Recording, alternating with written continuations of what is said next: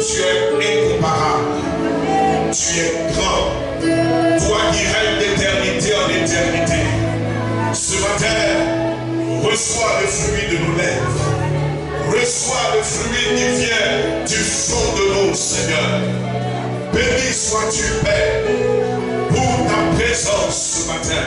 Nous voulons, en plus d'être manifeste, que tu la rendes glorieuse.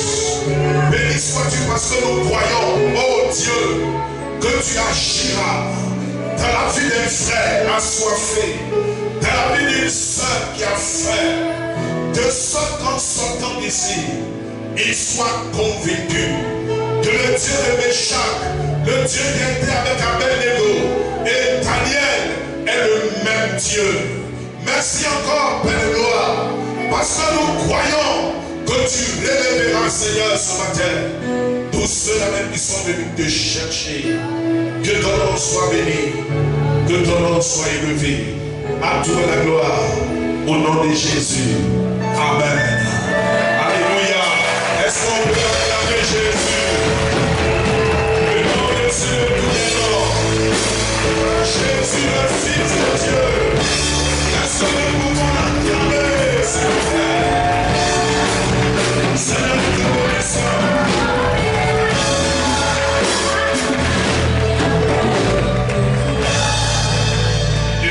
Que le Seigneur vous bénisse. Gloire à Jésus. Amen. Veuillez vous rasseoir dans la présence de Dieu. Je vous salue dans le nom de Jésus. Amen. Que la grâce de Dieu soit encore et encore sur vous. Amen. Nous poursuivons notre enseignement sur les bienfaits de la présence de Dieu. Amen. Et ce matin, nous parlerons plutôt de la perte de la présence de Dieu, une tragédie ou un drame à éviter. Amen. Gloire à Dieu. Mais avant cela, je voudrais rapidement rappeler ce que nous avons vu le dimanche dernier en 5-6 minutes. Nous avons parlé des 5 généralités attachées à la présence de Dieu. Nous avons dit que la présence de Dieu est non seulement le lieu où Dieu est, où Dieu siège, mais c'est aussi le lieu où le Seigneur est actif. Et c'est là où il se manifeste. Amen. Deuxième généralité sur la présence de Dieu. Nous avons dit que la présence de Dieu, à cause de ce qu'on vit, c'est l'endroit enviable au monde. Gloire à Dieu.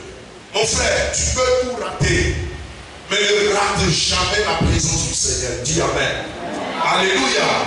Il n'y a pas mieux que la présence de Dieu. Et troisième généralité concernant cette même présence, nous avons dit que la présence de Dieu n'est pas toujours bouillante.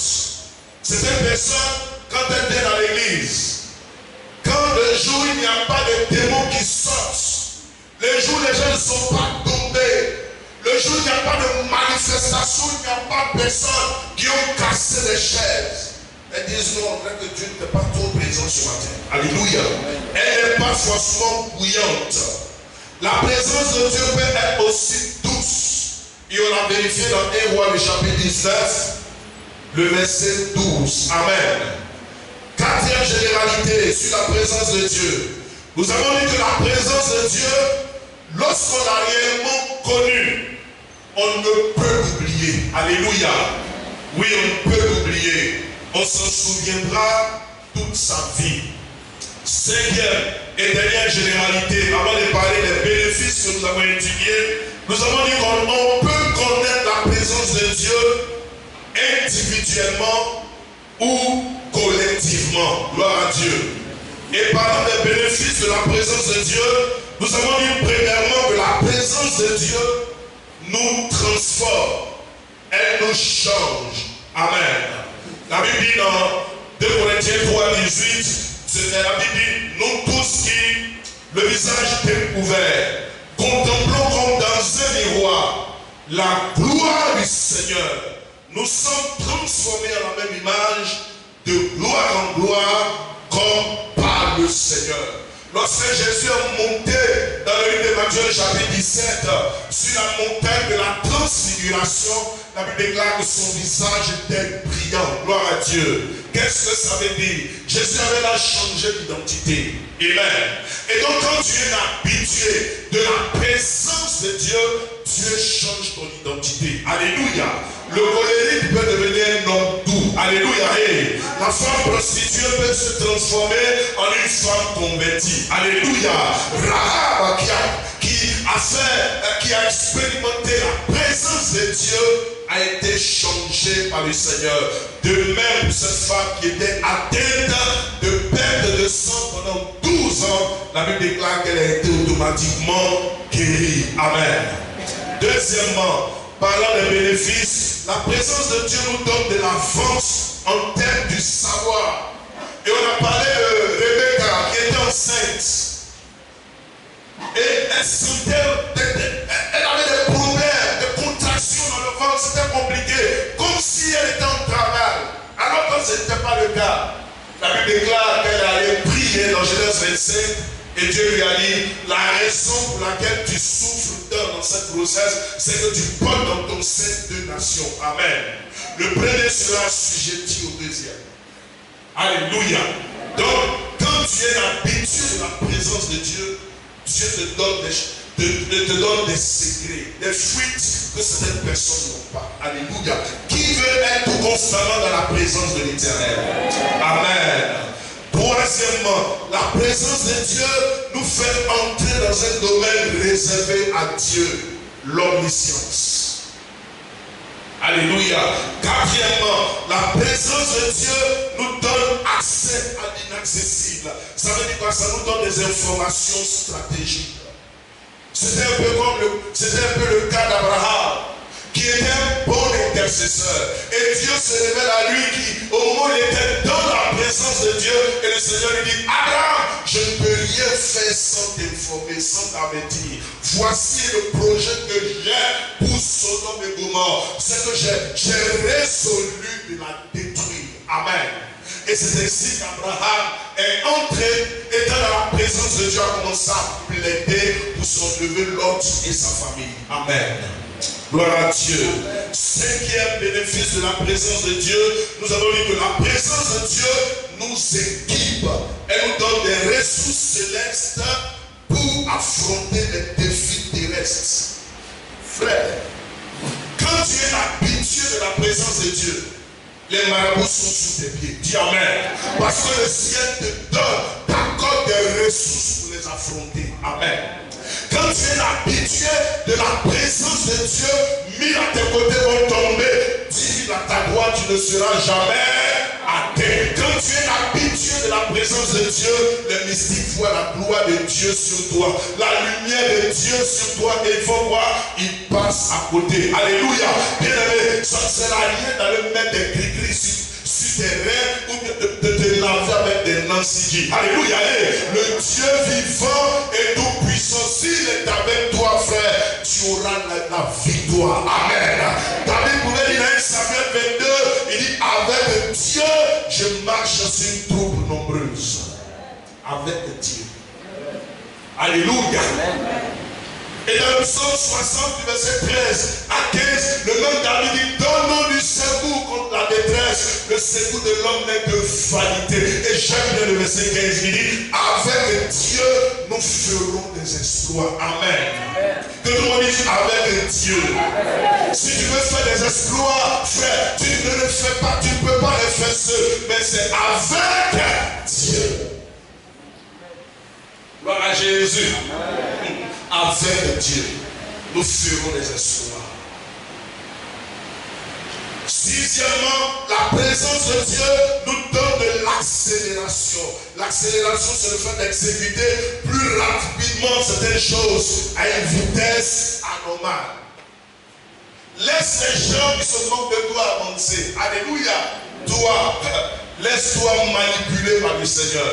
Passe dans le fou, dans le tourniquet du Seigneur. Alléluia. Va à l'école du Seigneur. Gloire à Dieu. Mais lorsque le temps de Dieu va arriver, Akab qui est sur le char, tu pourras le dévancer. Dis Amen. La Bible déclare que quand la pluie a commencé à venir, regardez le prophète Élie, il est sorti de la présence de Dieu, puis il a dit à Élie, Élie, dans la cave, il va pleuvoir, atteins ton char et continue, commence. Et quand il est monté sur le char, il a commencé, il a ordonné au cheval de courir. Quand Élie, sur près de 3 kilomètres, quand Élie a fini de prier, il était seul. Et il a commencé à pleuvoir. L'Esprit de Dieu l'a transporté, il a dépassé le char de Akab. Est-ce qu'on peut acclamer le Seigneur? Oh Seigneur, aide-moi à aimer ta présence afin d'accélérer dans ma vie. Amen. Que Dieu vous facilite les choses. 7e chose, c'est que la présence de Dieu résout les problèmes qui ont trop duré. Il y avait un homme qui avait un problème qui avait trop duré. La Bible dit que si ça s'appelait l'homme à la piscine de Bethesda, pendant 38 ans il était malade, couché là. Le mouvement de l'ange n'a rien fait. Mais quand Jésus se présentait à lui, alléluia, sa situation a été décantée. Je déclare ce matin que tous les problèmes qui ont trop duré ce matin, voient la grâce de Dieu, voient des solutions dans leur vie. Dans nos vies, Amen. Amen. 8e et dernière chose, la présence de Dieu s'occupe des problèmes pour lesquels on ne prie plus. Quand tu es l'habitué du Seigneur, à un moment donné, il y a des sujets pour lesquels tu ne prieras plus. Gloire à Dieu. C'était le cas de cette femme dans Luc chapitre 13. La Bible dit pendant 18 ans, elle était courbée. Cette femme ne pouvait pas se redresser pour voir le ciel bleu. Et après sa guérison, Jésus dit que c'est le diable qui l'a rendu ainsi. Pendant 18 ans, elle était courbée, elle avait prié, elle avait demandé l'aide de Dieu sans solution un jour. Malgré son problème, elle demeurait dans la présence du Seigneur. Ce qui est contraire aujourd'hui aux chrétiens du 21e siècle. Alléluia. Quand ça ne va pas, ils sortent de la présence de Dieu. Amen. Et ce jour-là, savez-vous qui était là dans l'église? Comme invité, Jésus de Nazareth, mon Seigneur, que je veux que tu acclames, s'il te plaît. Alléluia. C'était l'invité spécial de la synagogue. Il regarde la femme, il lui impose la main, la bosse disparaît, elle se redresse, alléluia, acclamons Jésus. Elle n'avait pas même prié plus pour cela, parce que ça va durer 18 ans. Mais comme elle était dans la présence de Dieu, le Dieu qui apporte des solutions, celui qui répare l'irréparable, celui qui rend possible l'impossible, lui apporter quoi? Une solution. Que le Seigneur vous bénisse ce matin. Acclamons la présence de Jésus. Est-ce qu'on peut acclamer la présence de Jésus? Faisons mentir le diable ce matin. J'aime sa présence. Elle me fait du bien. Oh. J'aime sa présence. Merci. Elle fait quoi? Elle me rassure. Regardez bien parmi les chantres chrétiens. Allez sur YouTube. Parmi les chantres chrétiens. Elle a plus de vues que les autres. Vous savez pourquoi? Parce qu'elle a démystifié la présence de Dieu. Elle a parlé de la présence de Dieu. Aujourd'hui, elle a plus de 20 millions de vues. Gloire à Dieu. Il y en a qui vont me parler de KS Group. Ce n'est pas une chante. Alléluia. Ce n'est pas une chante. Gloire à Jésus. Ce n'est pas une chante. Soyons honnêtes. Il y a une différence entre un chanteur et un chante. Quelqu'un qui chante et qui refuse de mentionner le nom de Jésus, c'est du camouflage. Il y a quelque chose derrière lui. Amen. Alléluia. Le nom au-dessus de tous les noms. C'est le nom de Jésus-Christ de Nazareth. Alléluia. Il a quitté le ciel et est descendu sur la terre. Il n'a jamais péché, il est à la croix, opérant des miracles, il est mort, ressuscité le 3e jour. La Bible dit qu'il est descendu sur la terre, il est monté dans les cieux, il revient bientôt. Il revient bientôt. Il revient bientôt. Venez s'il vous plaît, venez au musical. Daniel, venez me chanter. Hosanna. Alléluia. Hosanna. Je ne sais pas ce qui va se passer aujourd'hui, mais Hosanna. D'ailleurs, on y va. Est-ce qu'on peut acclamer Jésus?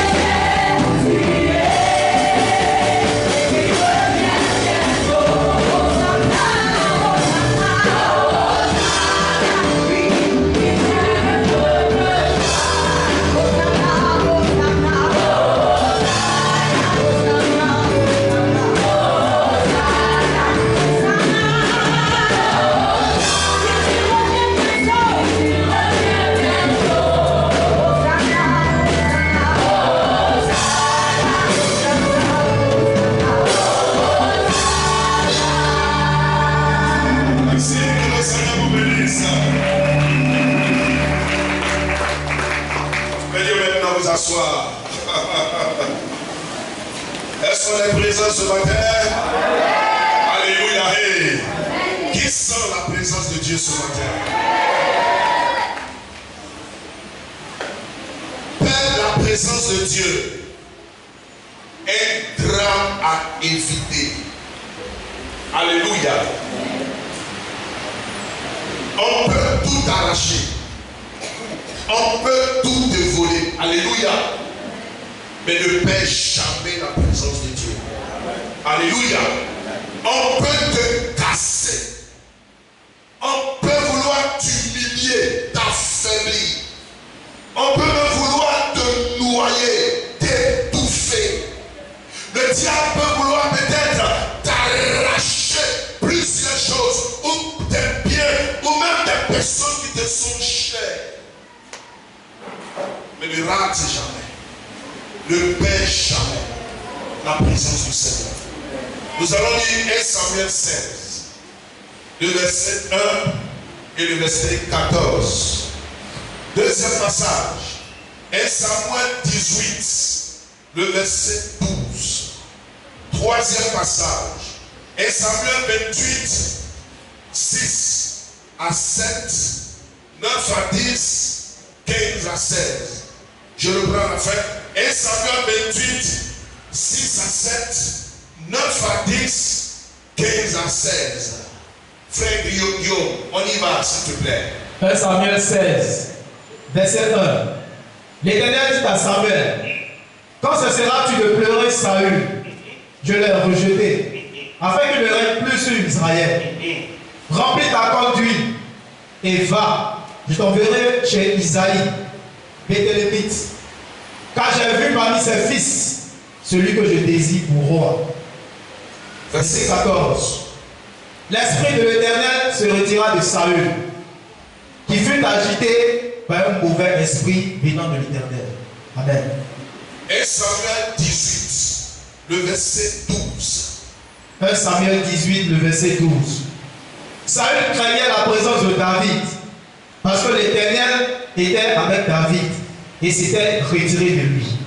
Et Samuel 28, 6 à 7. 1 Samuel 28, verset 6 à 7.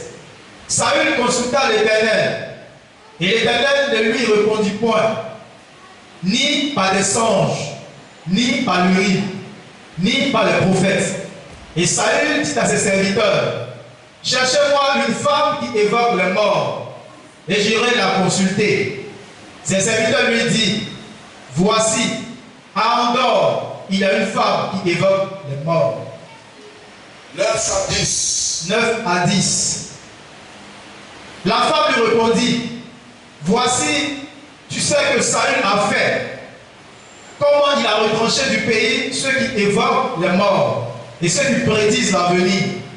Pourquoi donc tends-tu un piège à ma vie pour me faire mourir? Saül jura par l'Éternel en disant, l'Éternel est vivant, et il ne t'arrivera point de mal pour cela. Amen. 15 à 16. 15 à 16. Samuel dit à Saül, pourquoi m'as-tu troublé en me faisant monter? Saül répondit, je suis dans une grande détresse. Les Philistins me font la guerre, et Dieu s'est retiré de moi. Et il m'a répondu ni par les prophètes, ni par des songes. Et je l'ai appelé pour que tu me fasses connaître ce que je dois faire. Verset 16. Samuel dit, pourquoi donc me consultes-tu, puisque l'Éternel s'est retiré de toi et qu'il est devenu ton ennemi? Amen. Amen. En parlant le dimanche dernier de la présence de Dieu, je voudrais vous dire que parler de la présence de Dieu fait aussi mention à la possibilité de pouvoir perdre cette présence. Amen. Et ce, de diverses manières. Gloire à Jésus. Ce matin, avant d'aller plus loin dans ce message, je voudrais encore vous parler de quelques vérités attachées à la perte de la présence de Dieu. Amen. La première chose, c'est de perdre la présence de Dieu, ou du moins rétrograder, nous guette tous. Et personne ne peut y échapper. Dis Amen. Alléluia. L'apôtre Paul dit, celui qui est fort, qui prenne garde de ne pas tomber. Alléluia. Gloire à Jésus.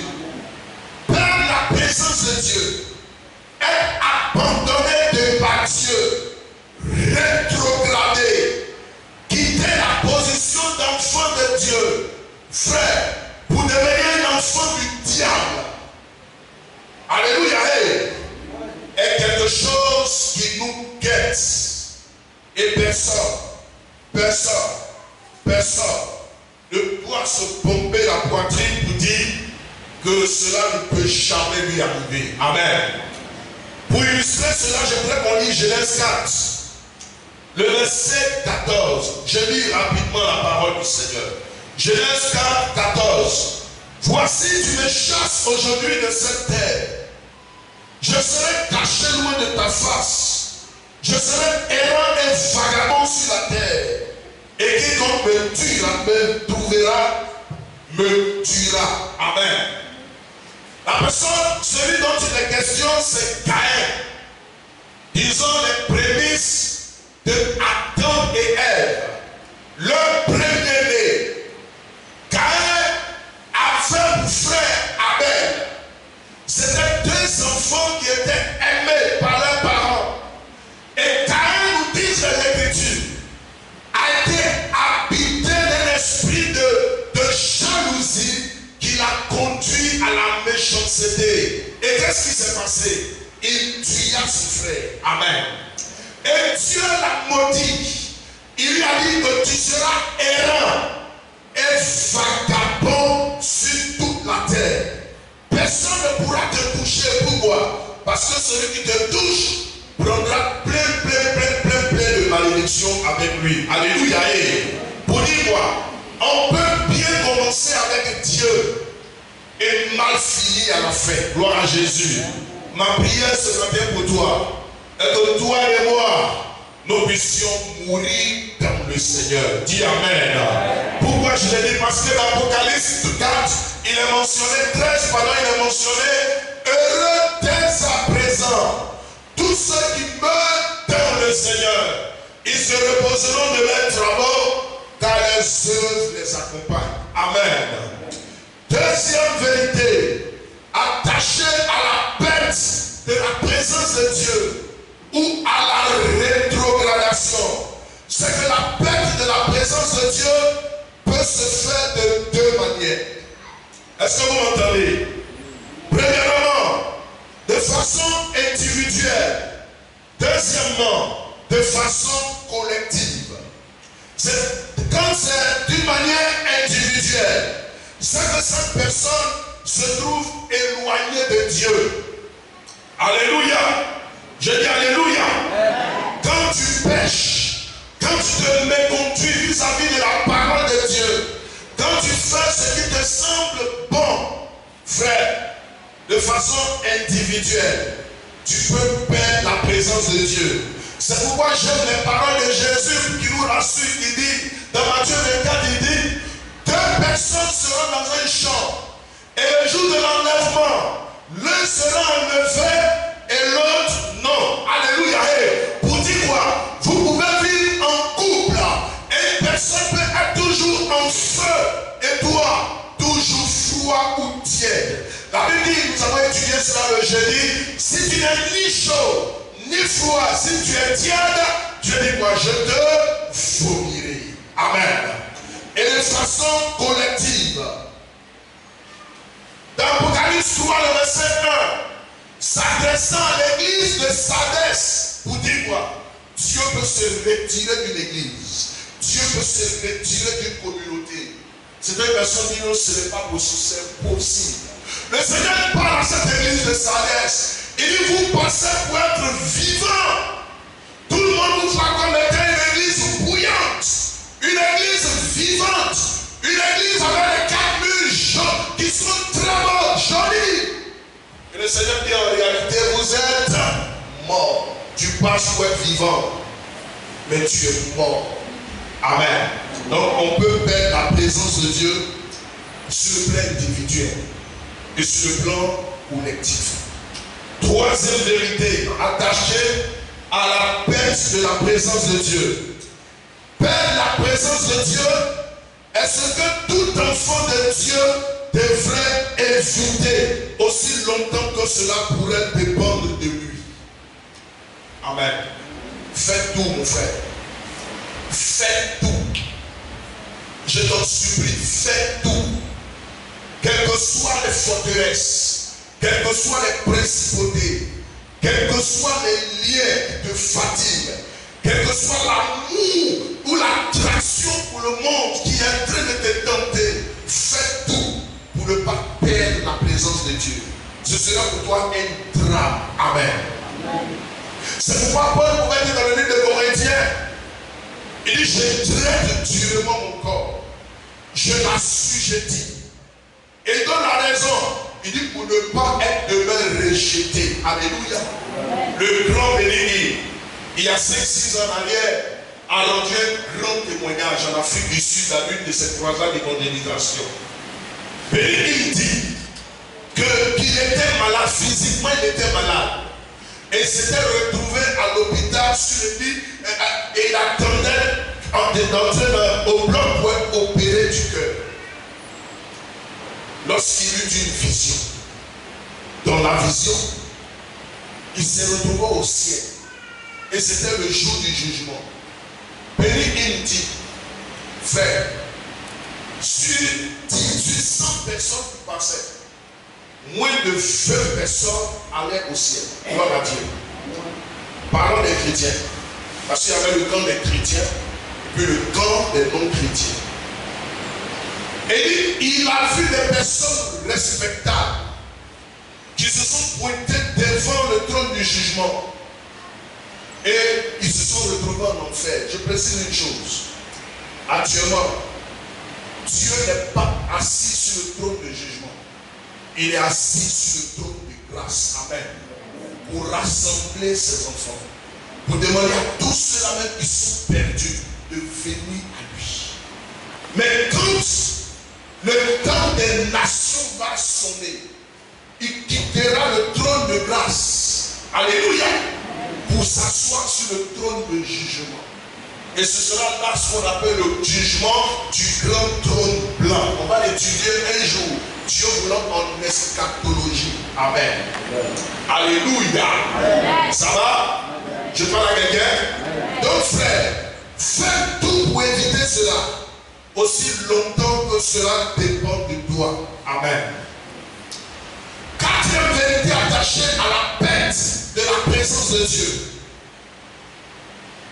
La perte de la présence de Dieu, de manière individuelle ou collective soit-elle, n'est jamais sans conséquence. 2 Pierre 2, le verset 22 nous dit ceci. Nous parle de la truie qui est retournée à ce qu'elle a fourmi. 2 Pierre 2, le verset 22. 2 Pierre 2, 2 Pierre 2, verset 22. Le verset 22. Il leur est arrivé Ce que dit un prophète vrai. Parlons des rétrogrades, parlons de ceux qui ont perdu la présence de Dieu. Reprends s'il te plaît, regardez ce qui leur est arrivé. Il leur est arrivé ce que dit un prophète vrai. Yes. Le chien est retourné. Doucement, le chien est retourné où? À ce qu'il a vomi. À ce qu'il a vomi. Et la pluie. Et le crocodile, le cochon, le porc. Lavé. Un instant, regardez. Il dit le chien. Quand il a rétrogradé, le chien c'est qui? Quand on parle de chien dans la Bible, il y a 2 définitions. Il y a le pécheur, alléluia, et celui qui se suit. Il dit le chien, à cause du fait qu'il a rétrogradé, la Bible l'appelle chien. Amen. Le chien, Jésus même dit dans Matthieu 7, on ne donne pas les bonnes choses à qui? Au chien. Ça veut dire quoi? Au rétrograde. Les choses de Dieu, on ne donne pas tout le monde. Alléluia. Il n'y a pas de chien ici. Dis Amen. Alléluia. Et dit le chien est retourné à voir ce qu'il a vomi. Maintenant, regardez ce qu'il dit de la truie. La truie, c'est la femelle du crocodile, du porc. Ok? Vas-y. Et la truie lavée. La truie lavée. Regardez. Il faut laver. C'est votre où ça? Très mal. Et la truie lavée se vautrait dans le bourbier. La truie lavée se vautrait où? Dans le bourbier. Amen. C'est un crocodile. Et ce chrétien a raison d'un crocodile qu'on a bien lavé. Est-ce que vous m'entendez? Amen. Bien nettoyé. On lui a mis même une belle cravate. Alléluia. Et puis on l'a parfumé. Puis on dit allez, on marche. Puis, chemin faisant, la truie a vu une boue. Gloire à Dieu. Vous comprenez ce que je suis en train de dire, non? Amen. Et puis vous savez ce qu'elle a fait là. Le prophète dit, Jésus dit, tu vas vous prendre. Et puis elle nous allait. Elle s'est vautrée d'abord dans le bourbier. Elle est retournée à sa nature numéro 1. Lève la main droite et dis Seigneur, aide-moi à ne pas ressembler à ce chien et à cette truie. Amen. Cinquième vérité attachée à la perte de la présence de Dieu. La perte de la présence de Dieu peut être à la fois l'initiative de l'homme et à la fois celle de Dieu. La première concerne l'éloignement de l'homme lui-même et la la seconde concerne le rejet de Dieu. On peut le vérifier dans Juge 16, le verset 20, je paraphrase. Parlant de Samson, la Bible dit qu'il aimait tellement vivre dans le péché. C'est-à-dire Samson, il avait une onction brute, terrible. L'onction que Samson avait était une onction unique. Lui seul, au travers de la mâchoire d'un âne, pouvait tuer 100, 200, 300 personnes. Alléluia. Lui seul pouvait détruire toute une armée. Dieu l'avait oué pour aider, pour relever l'image du peuple israélien. Alléluia. Mais cet homme vivait dans le péché. Un matin, Samson est allé coucher avec une prostituée. Et dès qu'il est sorti, descendait de l'immeuble de la prostituée, on lui a dit: Samson, les Philistins sont venus nous attaquer.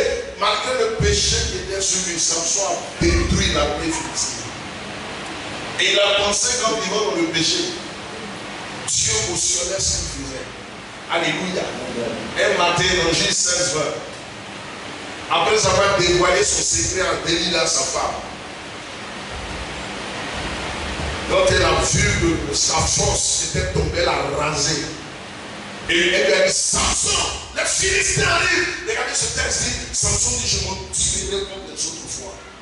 Et la suite, il ne savait pas que l'Éternel l'avait abandonné.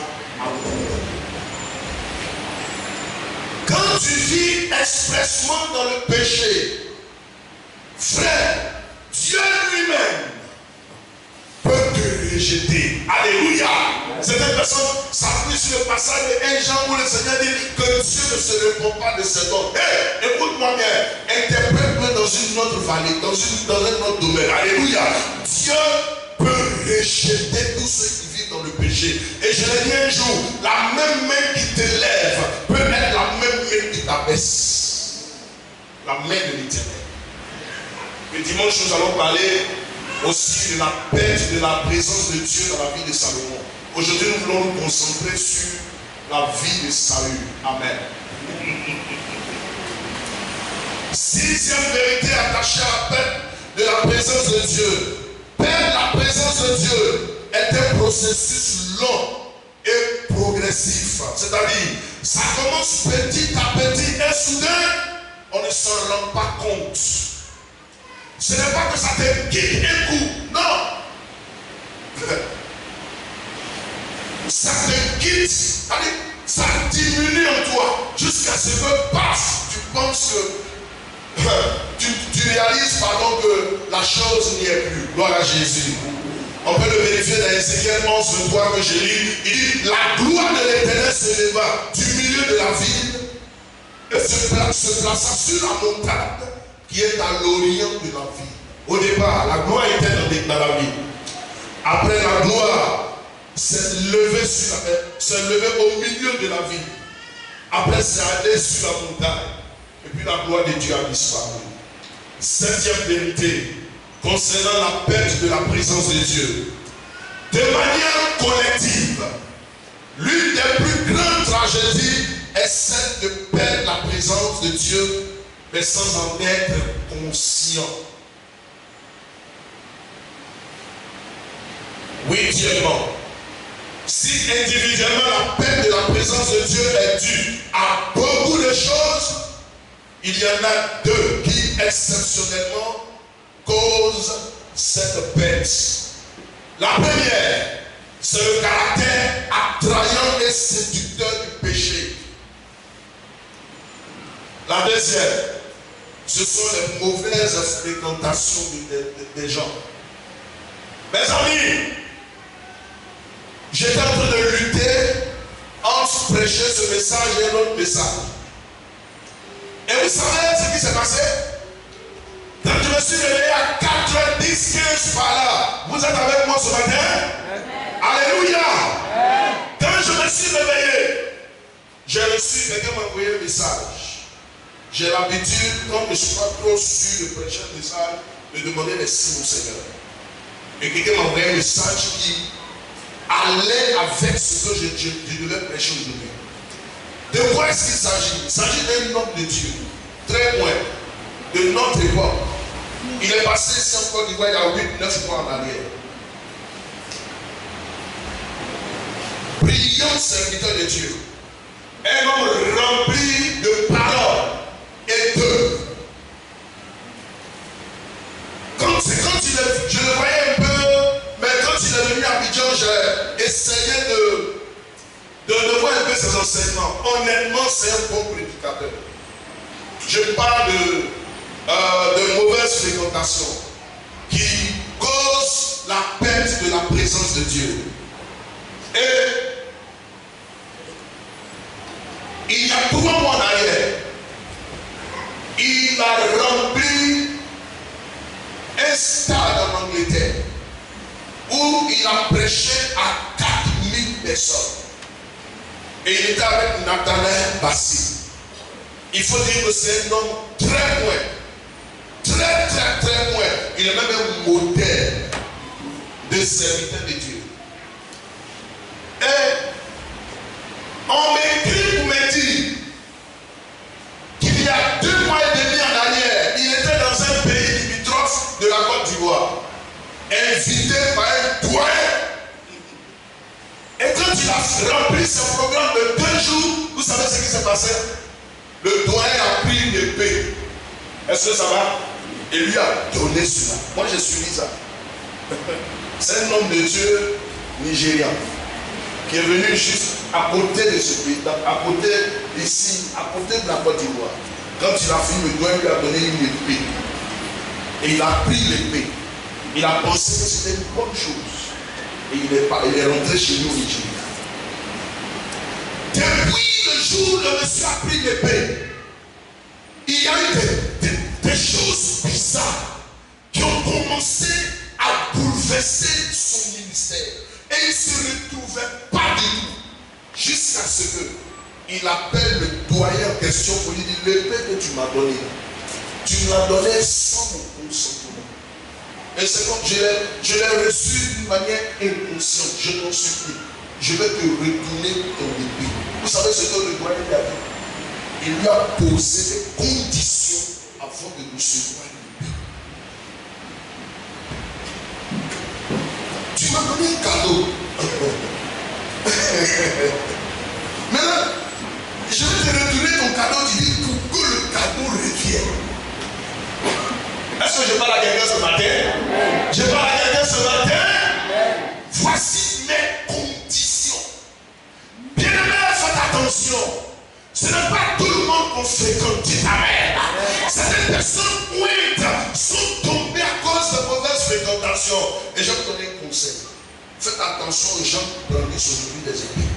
C'est un signe maçonnique. Vous avez entendu? C'est un signe maçonnique. Est-ce que vous m'entendez? Après le culte, ceux qui voudront avoir ce texte, je vais vous le rendre, je vais vous le donner. Alléluia. Pour que vous puissiez méditer là-dessus. Tout feu, tout flamme, il était. Et s'est rendu compte qu'il n'avait plus de vie. L'onction avait commencé à disparaître. Les problèmes ont commencé à venir dans à influencer ses frères. Et il ne se retrouvait plus. Et à cause de quoi? D'une épée. Derrière certains objets, frères, il y a des choses mystiques ou occultes. C'est pourquoi faites attention. La Bible dit dans Proverbe 17, verset 9, mieux vaut un morceau de pain sec avec la paix qu'une maison remplie de viande avec quoi? Des pérennes. Moi, on m'a proposé d'aller dans l'État en 2010, devant ma famille. Donnez ça à d'autres personnes. Mon Dieu m'a dit à Boubou. Alléluia. Je ne dis pas que tout est noir là-bas. Non. Mais Dieu m'a dit reste ici. La recherche de la gloire aujourd'hui a mené plusieurs personnes à perdre la grâce sur les grâces du Seigneur.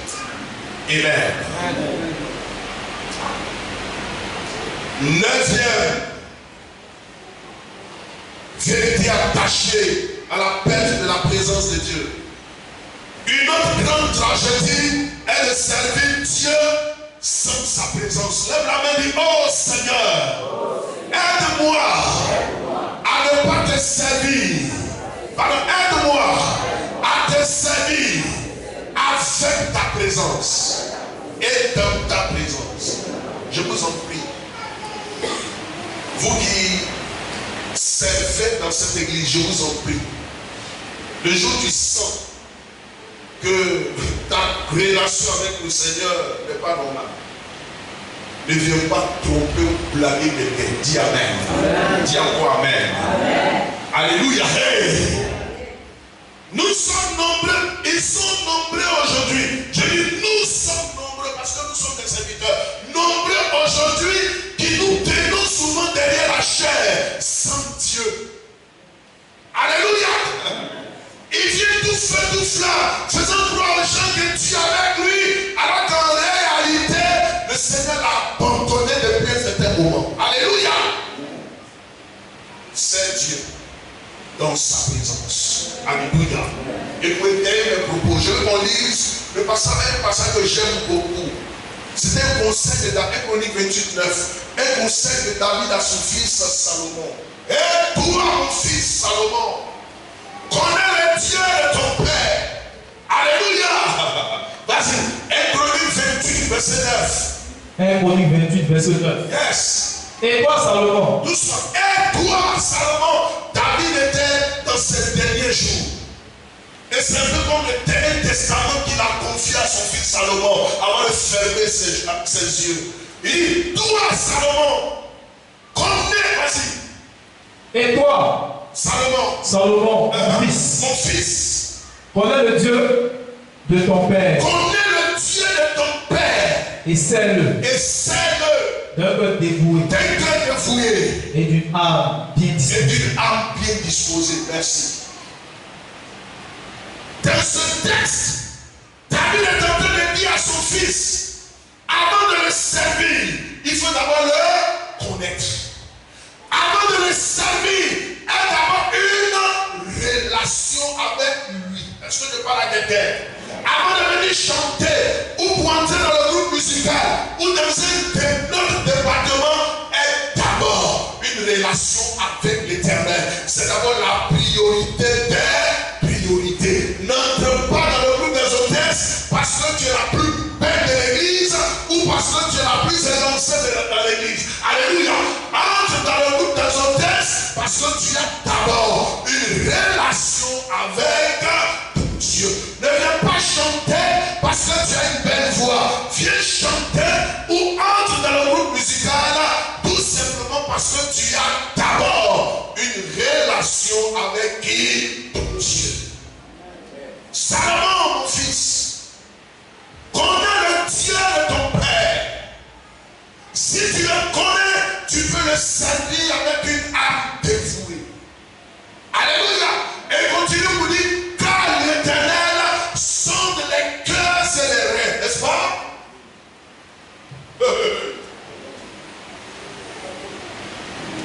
Il continue pour dire, si tu aimes l'Éternel, il sera avec toi.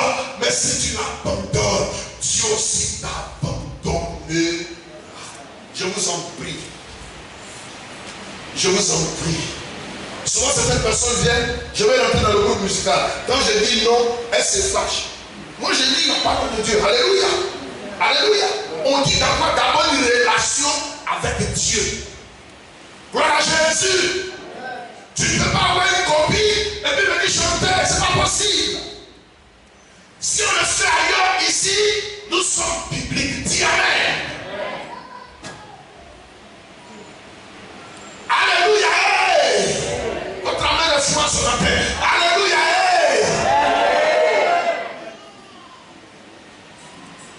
Et si tu penses que tu es indispensable parce que tu chantes ou bien parce que tu sais dans l'œuvre du Seigneur et que tu veux, comment est-ce qu'on appelle, tu veux nous manipuler avec quoi que ce soit, Jésus dit, si tu refuses de l'adorer de ces pierres-ci, il peut susciter même des pierres pour faire pour l'adorer.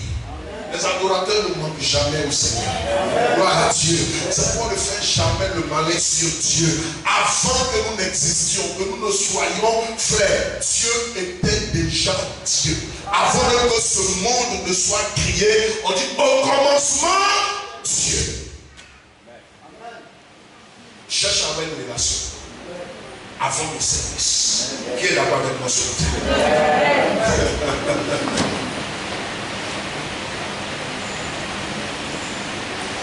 Servir Dieu sans sa présence. Revenons maintenant à notre texte. Puisque ce texte mentionnait si haut les traces l'histoire des saluts. Je vais faire ressortir quelques informations le concernant. Premièrement, son nom, parlons de salut, son nom apparaît 355 fois dans la Bible. Les gens me posent la question de savoir, mais pasteur, comment tu as compté ça? Je vais vous conseiller la concordance biblique. Gloire à Dieu. Alléluia. Par contre, viens me chercher la concordance biblique. En haut, en bas, au milieu. Voilà. Gloire à Dieu. La concordance biblique. Il te dit combien de fois il y a tel ou tel nom dans la Bible. Gloire à Dieu. Et il te fait la biographie de la personne. Donc, le nom de salut apparaît 355 fois dans la Bible. Deuxième information. Et d'abord, deuxième information, son nom signifie désiré ou encore celui qui a été demandé à Dieu. Voici la concordance de la Bible. Alléluia. Il coûte 32 000 francs. Ça va? Parce que tu mets 32 000 francs dans un livre. Oui. David Oyedepo a dit. Si ta garde-robe coûte plus cher que les livres qui sont dans ta bibliothèque, c'est que tu es un enfant. Et comme moi, je veux que les livres coûtent plus cher que ma garde-robe. Alléluia. J'achète les livres et puis je les lis. 32 000 francs. Maintenant, si tu n'as pas les 32 000 francs, tu peux aller sur Google Play, puis tu télécharges la concordance de la Bible. Alléluia. Ça va? Ça peut aller? Acclame Jésus.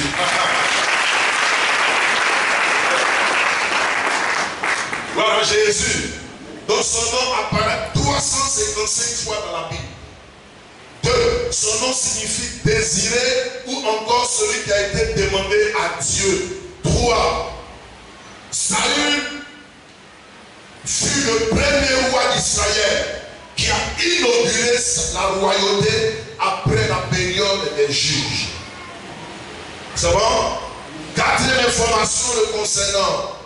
Il était le fils d'un Benjamite appelé Kis. 5e information le concernant. Il a régné pendant 40 ans.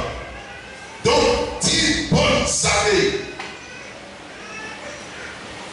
10 autres années mitigées.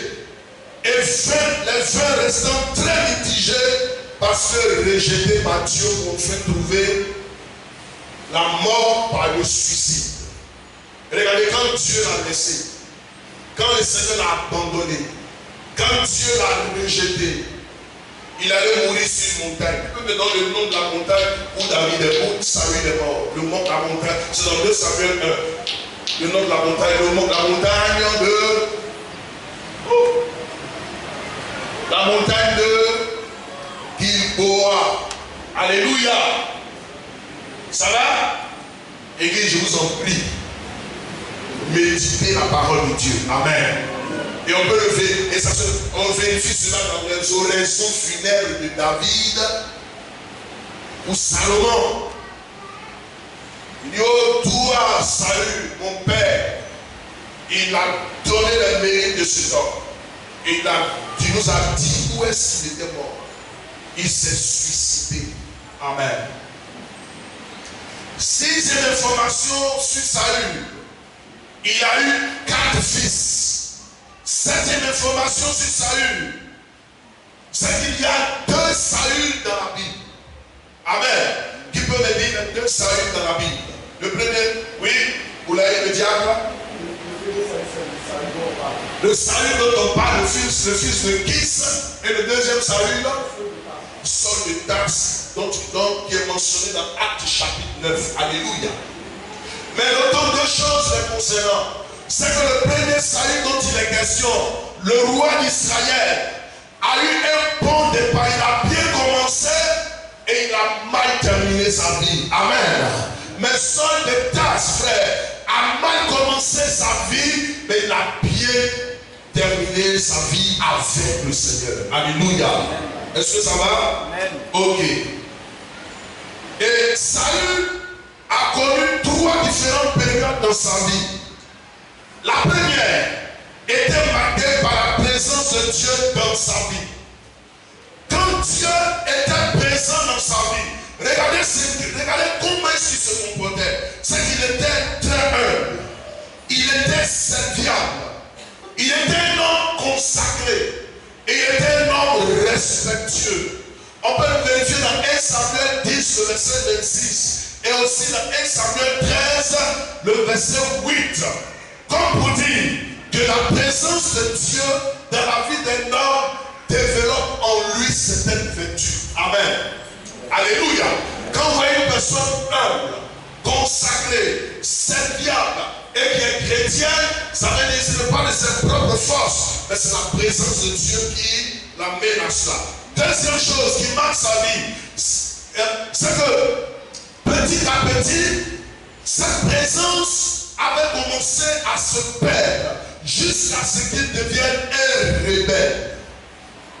On peut le vérifier dans 1 Samuel 13, le verset 13. Je lis rapidement. 1 Samuel 13, le verset 13. 1 Samuel 13, verset 13. Samuel dit à Saül. Tu agis en insensé. Tu n'as pas observé le commandement de peuple éternel. Ton Dieu t'avait donné. L'Éternel aura affermi toujours ton règne sur Israël. Amen. De quoi est-ce qu'il s'agissait? Israël devait aller en guerre. Et comme d'habitude, avant de tirer les premiers canons, les premières flèches, le prophète Samuel venait et priait, confiait le combat au Seigneur. Et Samuel avait dit à Saül de l'attendre. Avant même d'immoler les premiers bœufs et les premières prières. Au départ, quand Samuel tardait à venir, Saül l'attendait. Ça pouvait prendre 2, 3, 4 jours. Quand on lui disait de venir, non, je suis l'ordre du prophète Samuel. T'attendre qu'il vienne d'abord. Alléluia.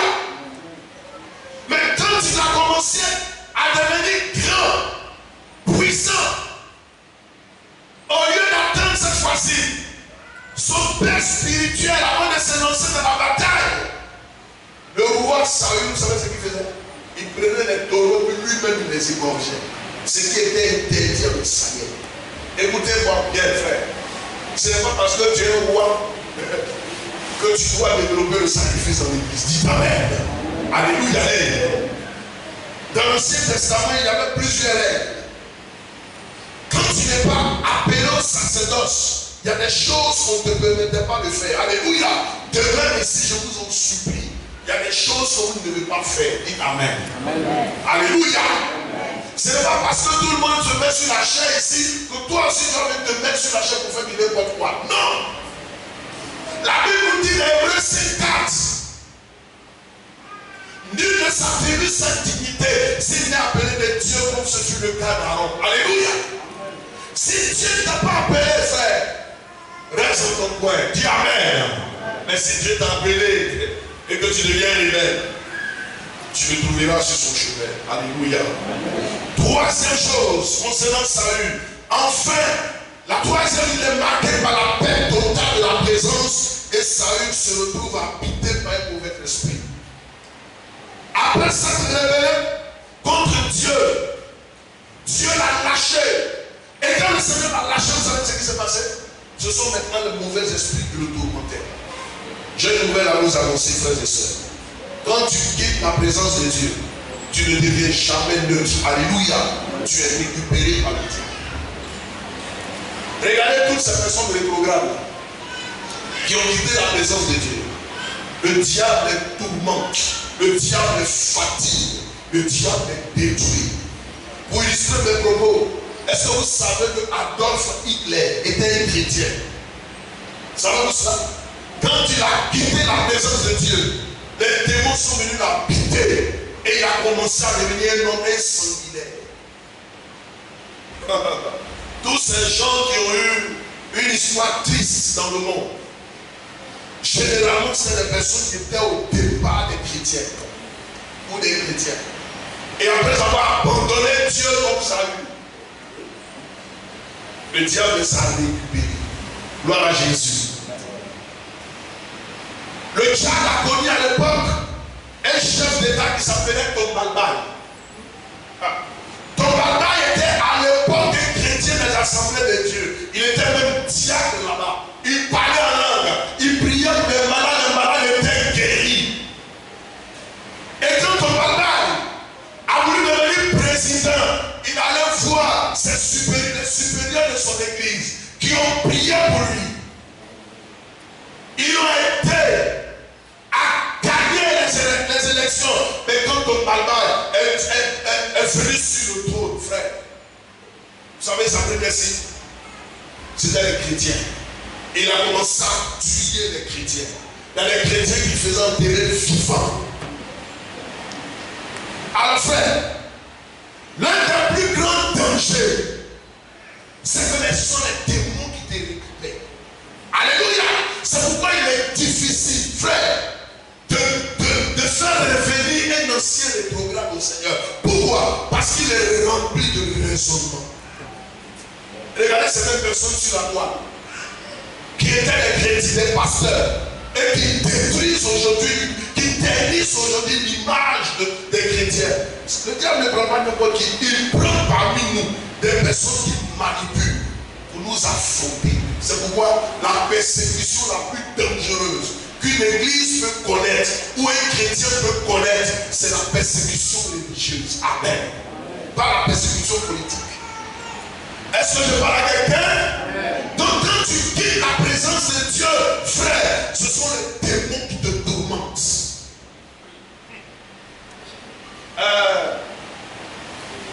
Vous connaissez le mal ouest, il faut couper. Vous connaissez le mal ouest. Tout cela dépend de toi. Toi qui refuses la présence de Dieu. Écoute-moi bien. Le diable te guette. Il te guette. Et c'est ce qui est arrivé à Saül. Quand Dieu l'a rejeté, le texte que nous venons de lire nous dit quoi? Il dit quand il dort, il fait plus de songe. Quand il est là, il prie. Dieu ne lui parle pas. Dieu n'envoie plus des prophètes pour se révéler à lui. Il ne voit rien. Il sent comme une vie dans sa vie. Alors qu'est-ce qu'il a fait? Il dit je m'en vais voir les personnes qui évoquent les esprits de mort.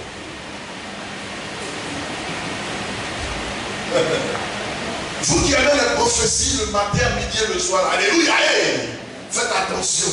L'esprit de mort aussi prophétise. Je parle à quelqu'un ce matin. Alléluia, hey, faites attention. Donc, quand tu quittes la présence de Dieu, tu ne seras jamais neutre. Le diable viendra te prendre. Et c'est ce que aujourd'hui le diable est en train de faire. Il utilise les élites, même dans le corps de Christ. Quand il sent que tu as une certaine influence, on vient te faire des propositions et on te donne une forte somme d'argent pour t'entretenir. Et tu penses que c'est Dieu qui envoie des combos sur ton chemin. Ça va, c'est le diable qui peut, au travers de toi, perdre une multitude de personnes. Et je vais vous encourager, frères et sœurs, à demeurer dans la présence du Seigneur. Et regardez, ce n'est pas tout ce qui brille et de l'or. Alléluia. Fais attention, on sait beaucoup de choses.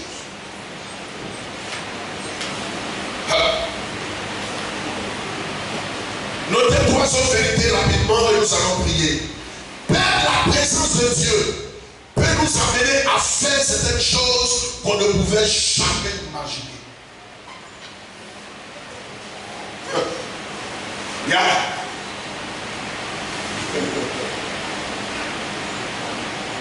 Deuxièmement, perdre la présence de Dieu nous rend méconnaissables face à ceux qui nous ont connus bien avant, et cela les pousse à se poser beaucoup de questions sur nous.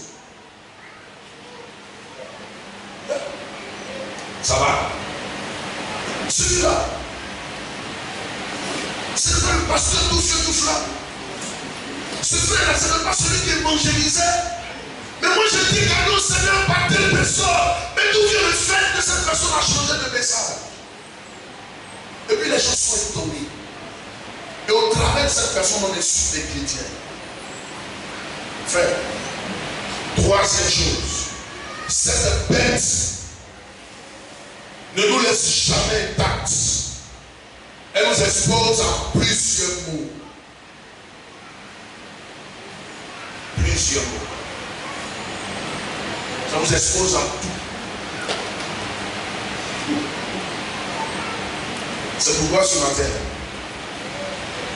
je veux vous encourager, amen, à aimer la présence de Dieu. Quelles que soient les épreuves que vous traversez, demeurez les enfants du Seigneur. Ayez soif de la parole. Alléluia. Sinon, vous risquerez de faire comme certaines personnes. Se disant abandonnés par le Seigneur, voudront aller embrasser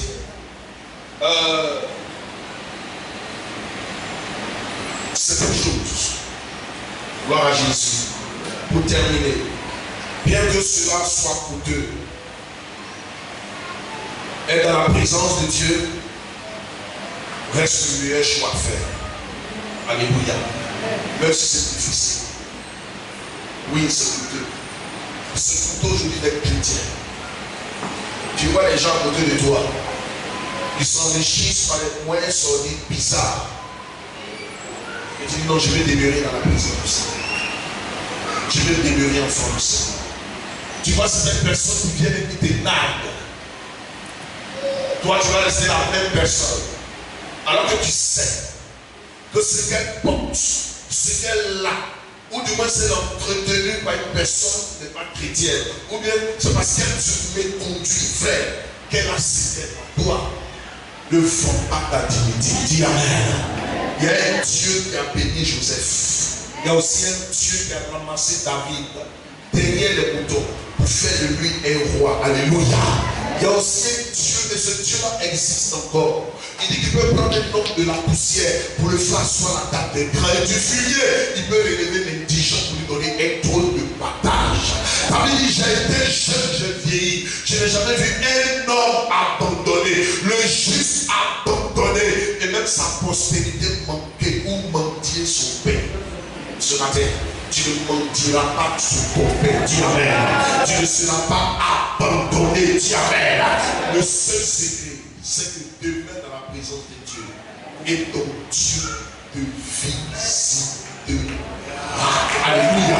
Si tu ne peux pas être la proie des mystiques, laisse Dieu lui-même se manifeste dans ta vie. Que Dieu vous bénisse. Sa main soit sur vous. Au nom de Jésus de Nazareth. Amen. Quelqu'un a une question à poser? Une question à poser. Nous allons prier.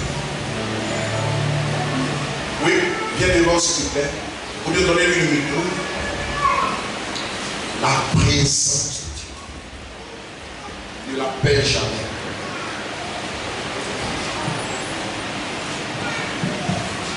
Amen. Ma question va dans le sens de savoir, parlant de lorsque Saoul a été rejeté, d'aller consulter le mort. La question est de savoir, parce que nous voyons de nos jours des gens parler au mort. Je veux savoir si on doit parler au mort. Deutéronome 18.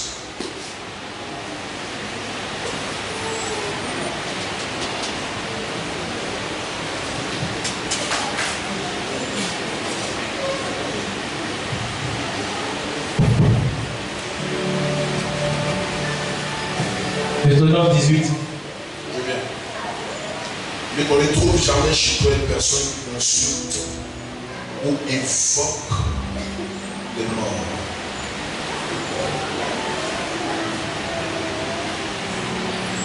Ok. Deutéronome 18, verset 10. Deutéronome 18, verset 10. Yes. On le trouve chez toi personne. Qu'on ne trouve chez toi personne. Qui fasse passer son fils. Qui fasse passer son fils ou sa fille. Sa fille par le feu. 1. 2. Personne qui exerce le métier de divin. De divin. L'astrologue. C'est quoi le métier de divin? En fait, le divin, c'est celui que tu es là et puis il dit, lève-toi. Je vois ton caleçon rouge. Et puis il demande, méga. Je suis dans mon village. C'est divin. C'est combien? C'est la communalité. Alléluia. Et c'est ce que vous aimez aujourd'hui. Le Dieu voyant, papa. C'est divin. Le Dieu sage, ne fait pas décrire le caleçon de quelqu'un. Alléluia. Dieu est sage, ne cherche pas derrière. Ça va? Je parle à quelqu'un. Deuxième chose, le divin, c'est qu'il ne va pas te trouver la solution. Il va toujours te trouver la cause de ton malheur. Il dit ton problème, ça vient de ta grand-mère. Et puis il dit, j'entends koudou. Et puis oui, c'est mon grand-mère. Et puis il dit, méja. Il n'y a pas de solution. Alors, vous comprenez maintenant?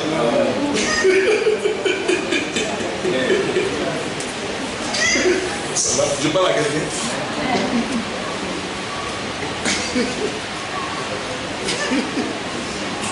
On continue.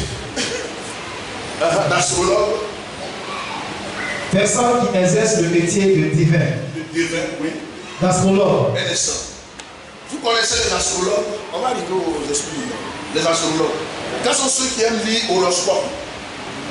Horoscope. Qui est bélier ici? Jumeaux, vierge. Voilà. Donc vous êtes saints ici, n'est-ce pas? Alléluia, comme Jésus pour toi. Alors, moi je lisais les horoscopes, on a fait ça sans le savoir. À l'époque, dans Fraternité Matin, il y avait une astrologue qu'on appelait Sonia Nazareth. Vous la connaissez? Sonia. Et dans Fraternité Matin, je crois à la page 6 ou 7, ça, tous les jours. Et puis souvent, tu te dis, c'est la vérité. Moi, je suis un béni. Vous qui êtes nés en temps et temps, voici ce qui va vous arriver. Il y a des gens qui achetaient le Fraternité Matin spécialement à cause de l'horoscope. Alléluia. Mais nous avons tout pleinement Jésus. Vas-y. Personne qui exerce le métier de divin, d'astrologue, d'augure, de magicien. Verset 11. D'enchanteur, personne qui consulte, ceux qui évoquent les esprits ou disent la bonne aventure. Personne qui interroge les morts. Personne qui interroge quoi? Les morts. Les morts. Ça va? La consultation des morts est démoniaque. Est-ce que ça va? Non. Des personnes qui sont ses ancêtres qui lui parlent. Donc toutes ces personnes qui font des libations ou qui disent qu'elles ont rêvé. Leur grand-père est venu leur montrer en songe. Comment on appelle ça? Un remède. Ça peut te guérir.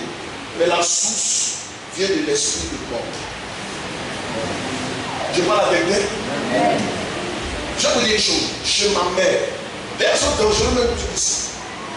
Quand quelqu'un meurt, même si tu es mort à l'extérieur du Ghana, vous savez ce que les gens font?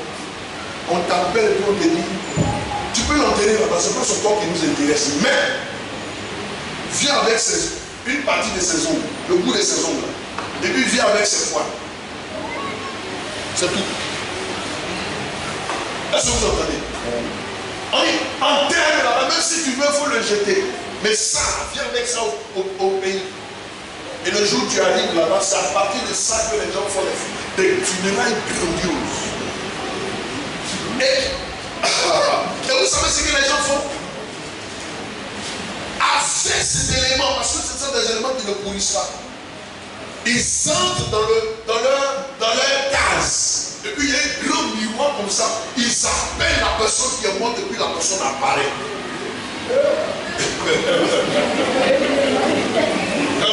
si nous on a l'exemple de servir Jésus, c'est parce qu'on sait où on va aller. Et puis le mort apparaît.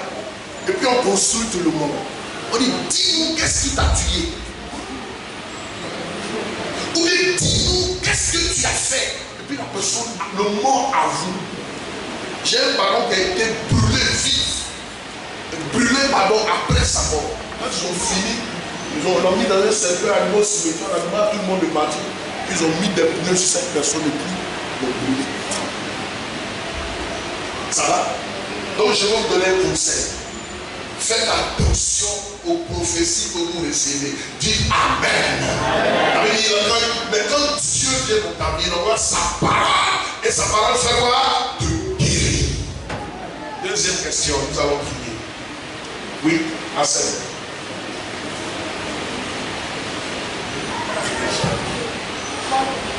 Comment je fais de voir les histoires de la vie et de les histoires du monde? Je pose une question. Donne-lui la Bible, donne-lui. Quand j'essaie de voir toutes les histoires de la Bible ou bien les histoires du monde, je me pose une question. Parce que j'ai comme l'impression que, bon, j'ai jamais entendu qu'une personne que Dieu a vomi, Dieu récupère après cette personne. Par exemple, il y a le cas de Moïse, à qui Dieu a dit, ça n'est assez, mais pas plus de cette histoire.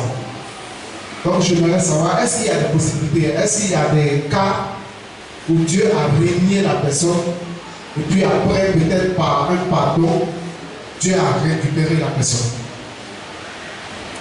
Je l'ai dit tout à l'heure.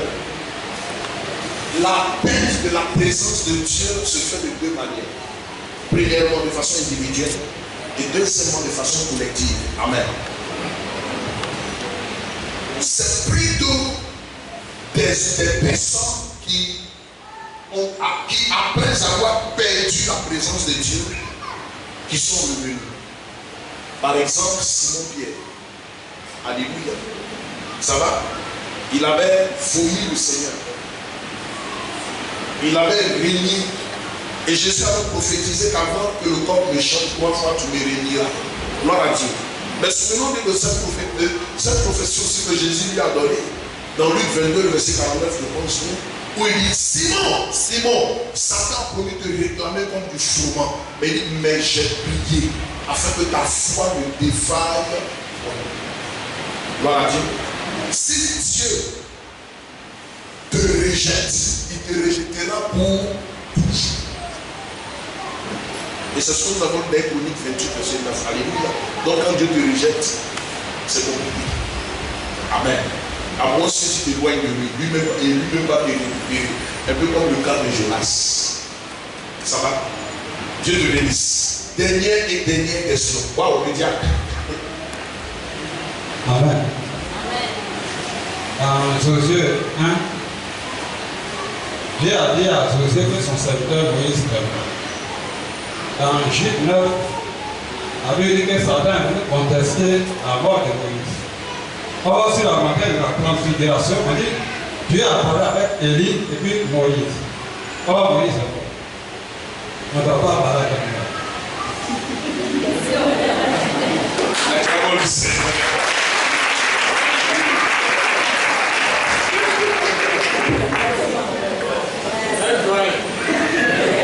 Amen.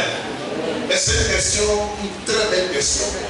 Mais ce que vous ne savez pas, ce que vous ne savez pas, c'est qu'ils ont quitté d'une manière extraordinaire la terre. Amen. Comment Élie est mort? Qui me dit quelque chose? Il est mort comment? Il a été enlevé, n'est-ce pas? Donc ça veut dire qu'il n'a pas connu quoi? N'est-ce pas? Deuxièmement, comment Moïse est mort? Il est mort comment? Qui ça? Allez! Qui sait comment il est mort? Tu l'as vu mourir? Alléluia. Et ce sont ces personnes dont la mort était le mystère. Ils sont venus se révéler à Jésus. Dans Matthieu 17, sur la transfiguration. Après dit, Moïse n'a pas connu la mort physique. Dieu lui a dit une chose, monte sur la montagne. Et quand il dit enlève tous tes habits, il dit je vais m'occuper de toi.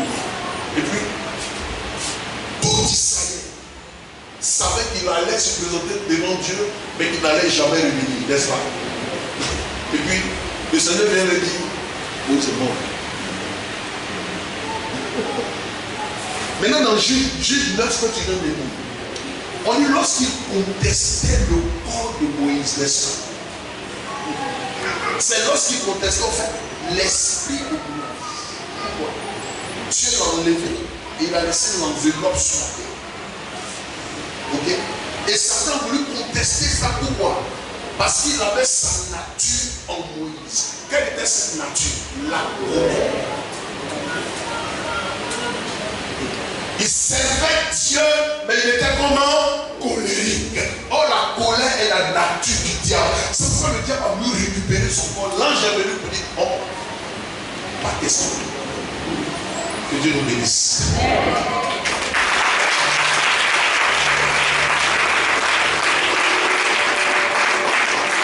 Gloire à Dieu. Nous allons nous lever et nous allons. Il n'y a plus de questions, n'est-ce pas? Il n'y a plus de questions. Donnez-lui rapidement le micro. Mais une question que vous ne m'avez pas encore posée, n'est-ce pas grave?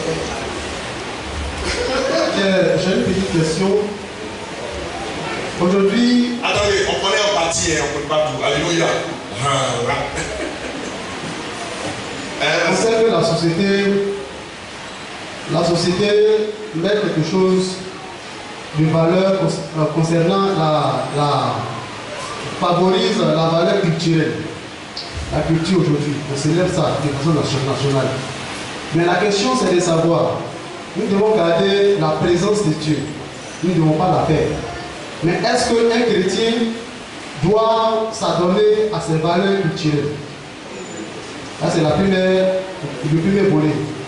Et là, le deuxième volet, si je suis un serviteur de Dieu, j'arrive dans un village, je suis un serviteur de Dieu qui doit garder la présence de Dieu.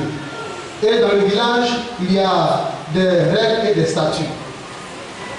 Bon, ces règles diaboliques qui me disent non, toute personne qui désire entrer dans notre village doit entrer de cette façon.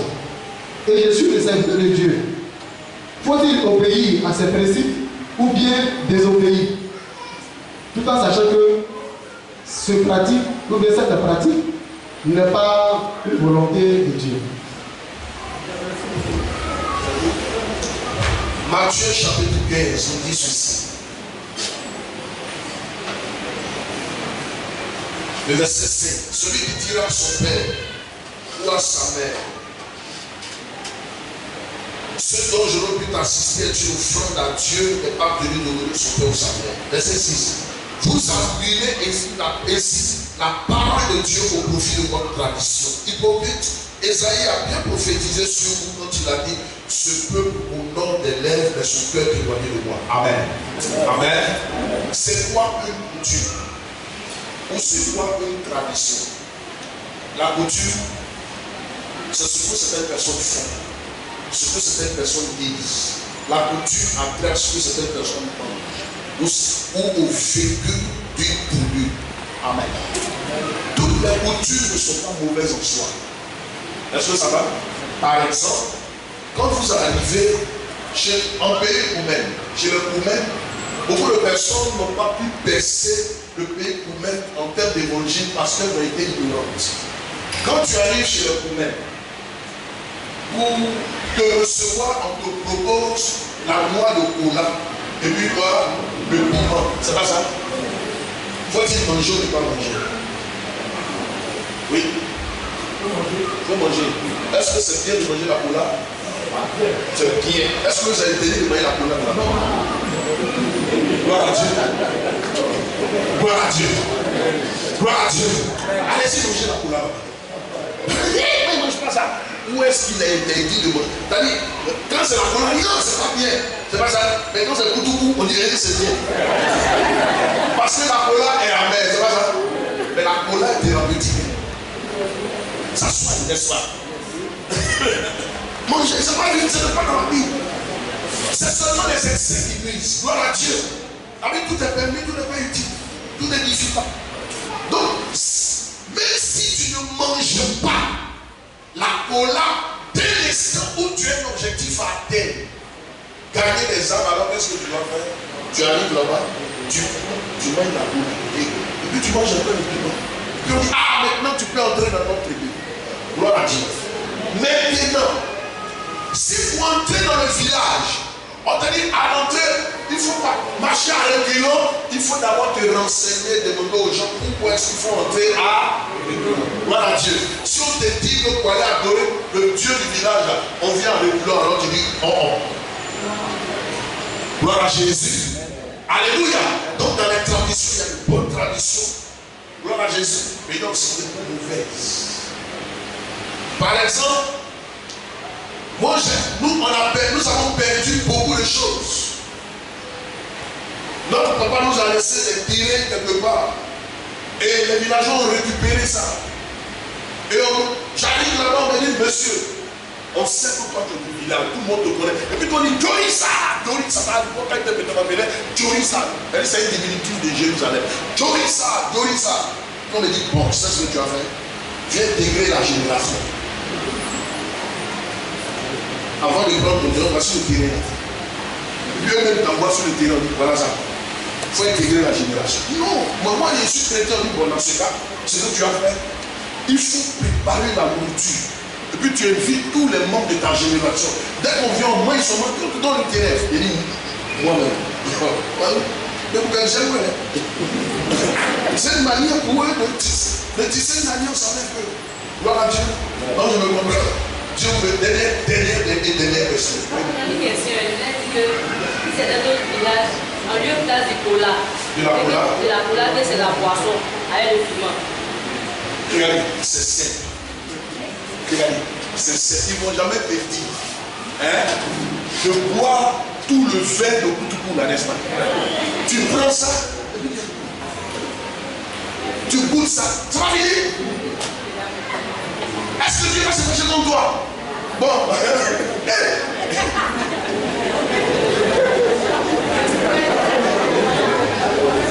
Oui, vas-y. Derrière tout ça, l'objectif. Pardon? Je ne bois pas, je ne fais pas attention, je ne bois pas. Voilà. Mais une fois, je vais lui dire ma mère, je vais lui poser une question. Mon frère a diarrhée, c'était un peu vraiment. J'ai mangé du pain, ça n'a rien fait, on dit du biscuit, ça n'a rien fait. Mais ce jour-là, on donnait un remède. Koutougou avec du sel. Koutougou avec du sel. Koutougou avec du sel. C'est le seul remède, franchement, quand je l'ai diarrhée.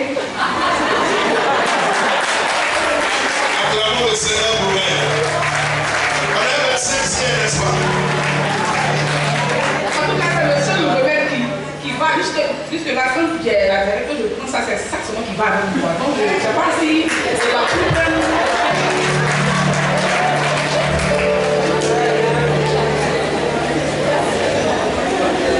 Avant de répondre à sa question, je vais prendre la dernière question. La deuxième question, je vais répondre à cette question. Voilà, vas-y.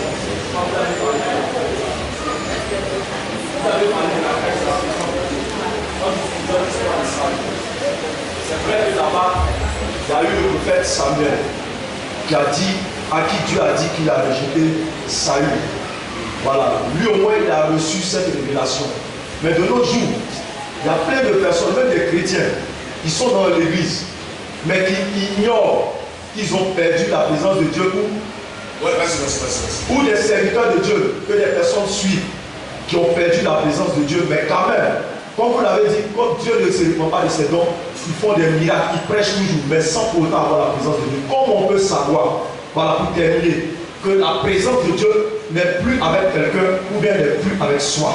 C'est ma question. Waouh!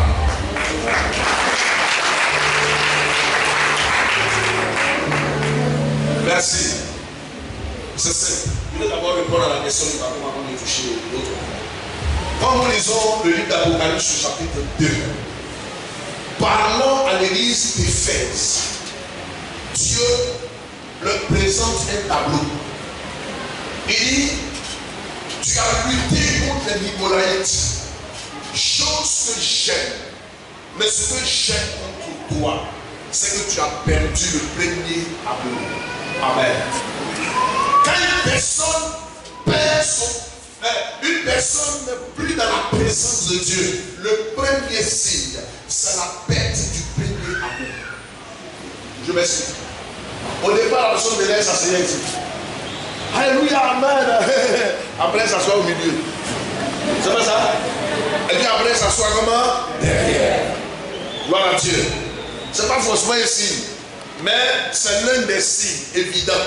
Alléluia. Et ce n'est pas fini. La personne commence à raisonner. Il y a une forteresse qui s'installe. Ah, si Dieu me pouvait faire ça là.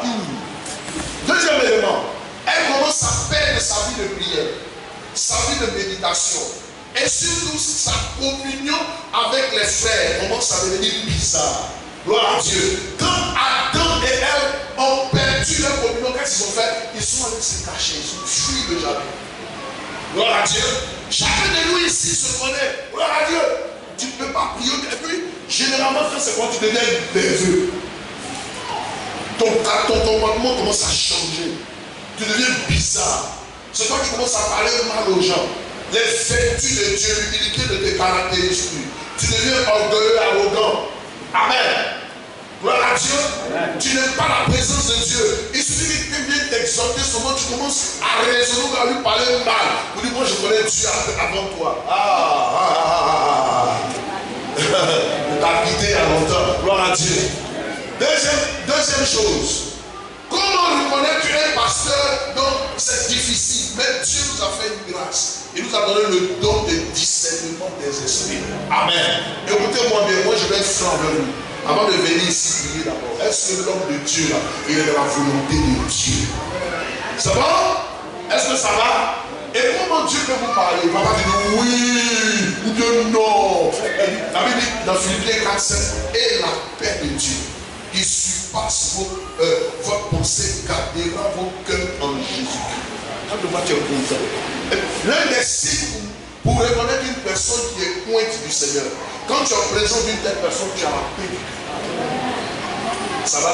Tu as la paix du cœur. Moi, ce que toi, mais tu es un problème. Tu as envie d'être tout. Il suffit que la personne puisse passer, te saluer, puis tu te plais. Il te fait quoi? Tu as salué tout le monde, tu ne peux pas saluer. Non, c'est tout simplement parce que j'étais oublié. On va voir ça, les signes de la rétrogradation. Gloire à Dieu. Amen. Ne vous en faites pas, ça viendra.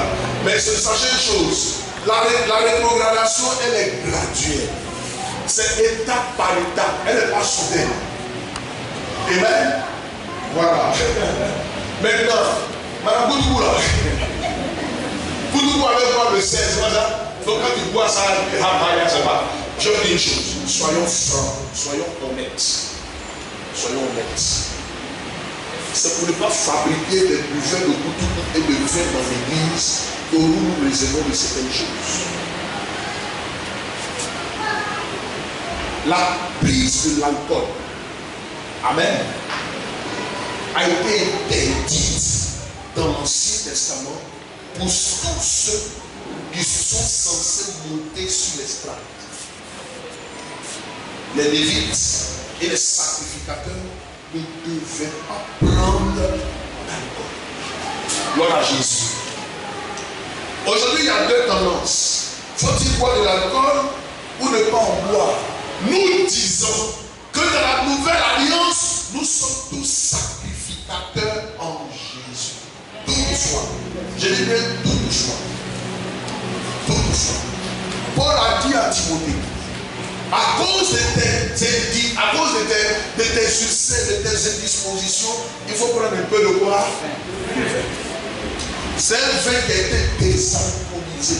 Mais tout compte fait, il y a au moins 0,1% d'alcool dedans. Alléluia. L'alcool n'est pas interdit dans le corps. Est-ce que vous me faites comprendre? C'est la raison pour laquelle on vous demande de manger des fruits. Vous entendez? On dit non, il faut prendre un peu de fruits. Il faut prendre un peu de légumes. Une fois que ça se fermente dans ton organisme, ça se transforme en alcool. Maintenant, Dieu lui-même encore maintenant dans la souveraineté de Dieu, peut permettre que tu puisses goûter à quelque chose dans le but de faire du bien à ton corps. Amen. Regardez, les comprimés que vous prenez là, vous pensez qu'il n'y a pas de drogue dedans? Ici, là, tout le monde est drogué. Tout le monde. Qui croit qu'il n'a jamais fumé la drogue, il n'a jamais pris la drogue? Lève la main. Lève la main. Quand tu as des problèmes pour dormir, tu peux faire la main, n'est-ce pas? Il y a la drogue de l'infidélité. Voilà Dieu. Alléluia. Mais ça a un niveau très bas. Que Dieu, j'ai répondu à ta question. Amen. Donc, elle prend le koutoukou et puis voilà, le sel pour rompre quoi? La diarrhée. Toi, tu bois la bière, là, je te fais boire.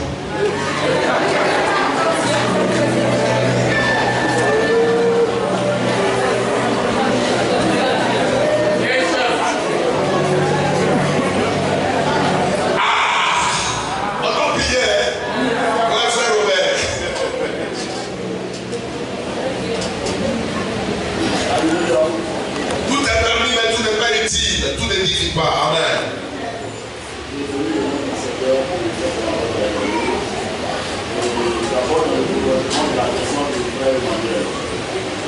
Nous avons beaucoup de choses au village. Je vais donner quelques exemples bien palpables. Au village, par exemple, on dit, lorsque vous allez au champ et que vous coupez le régime de palme, si vous ne le découpez pas en morceaux pour récupérer les graines, vous ne devez pas arriver au village avec tout le régime entier.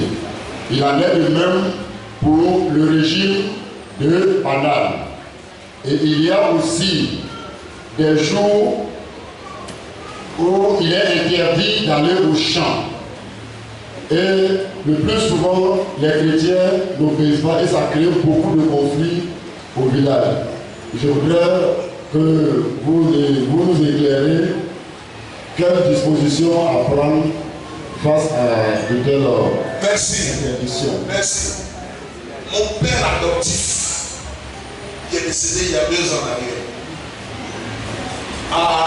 avait et a toujours une plantation de 60 hectares de cacaoyer, de caféier dans la région d'Actigné.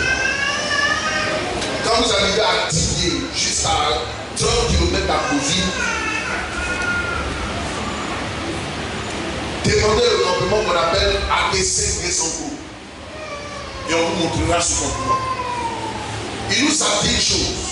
Lorsqu'on lui cédait la portion de terre de 60 hectares, les abeilles lui ont dit, premièrement, les vendredis, chez nous ici on ne va pas aux gens. Il dit pour lui. 2. Si quelqu'un meurt dans ton campement, c'est à 9 km d'Attigné, n'enterre jamais le corps là-bas, envoie ça ici. Il dit 3. Ne va jamais, n'arrive jamais dans ton campement avec un régime de banane ou de graines. Il dit quand il allait au campement, il a fondé ce campement, gloire à Dieu, les vendredis là. Ah! Comment ça? Il ne voit la plantation à autre chose. Gloire à Dieu. Tout est une question de foi. Toutefois, vivant au milieu de ces personnes qui sont des propriétaires terribles. Alléluia. Souvent, par-dessus de sagesse, nous devons, on peut le faire, mais nous montrons. On peut mettre ça dans un sac, l'attacher au final à la maison.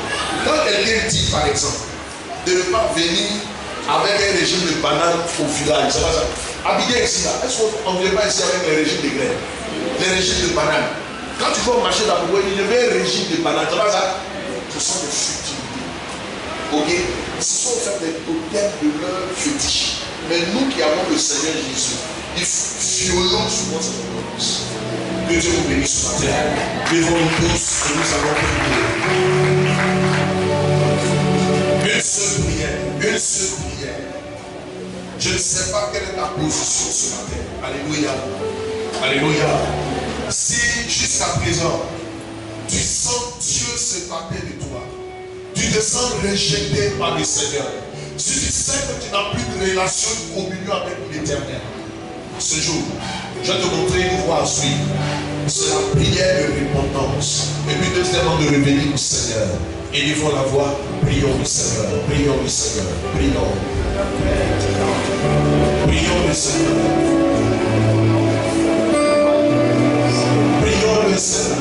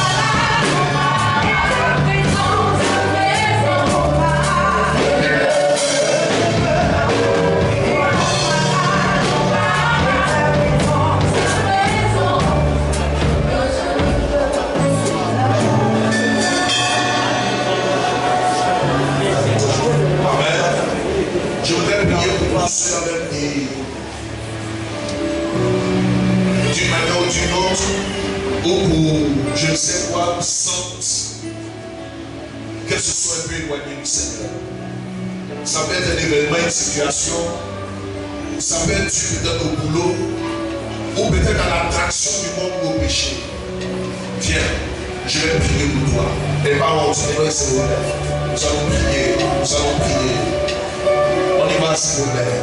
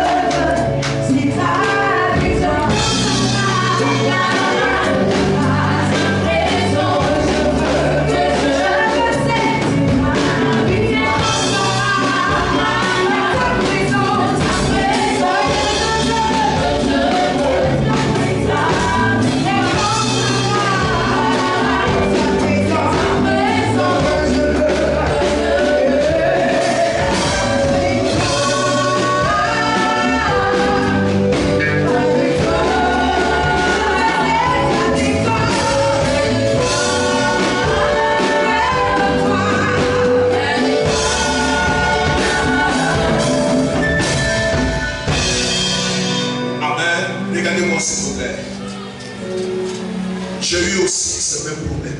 Est-ce que vous m'entendez? J'ai eu aussi cette difficulté. Souvent, d'avoir de ressentir un rejet, de sentir beaucoup de choses s'éloigner de toi.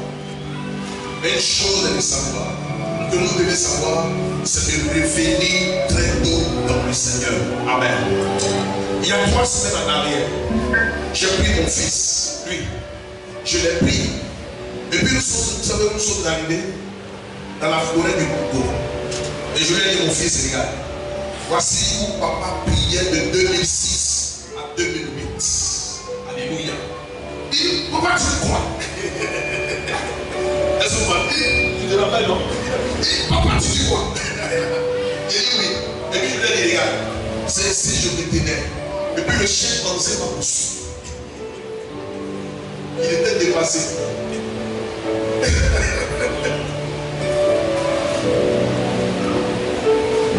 Premièrement, désirer la présence de Dieu. Est-ce que vous m'entendez? Deuxième chose, si c'est impossible, vous êtes impossible de désirer la présence de Dieu, cherchez une personne dévote à côté de vous pour vous aider. Gloire à Jésus. Vous pouvez soit appeler le frère pardon. Ah, frère pardon, 2 jours ça ne va pas. Aide-moi. La Bible dit là où 2 ou 3 personnes sont réunies, Dieu est présent. Alléluia. Et c'est possible. Tout à l'heure, je vais remettre au frère Marius. Et le dimanche prochain, dès que le Dieu finit, approchez-le, c'est gratuit. Il va vous donner mes 20 habitudes que je développe.